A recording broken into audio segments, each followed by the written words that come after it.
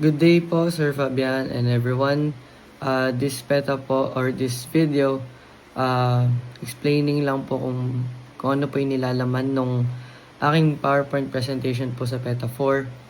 And the explanation po dun sa PETA number 4 po sa PowerPoint ko po is my presentation provides a structured guide to understand and demonstrating the setup and operation of gas welding equipment.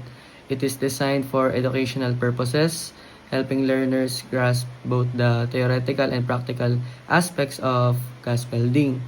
The presentation emphasizes the importance of safety, correct equipment handling, and proper welding techniques to ensure quality result and prevent accidents.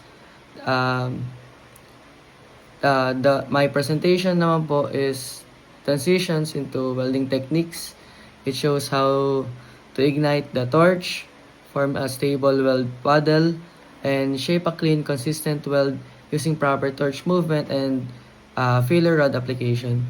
The demonstration it concludes by showcasing a finished weld, pointing out characteristics of a high-quality weld such as uniform bead formation and absence of porosity.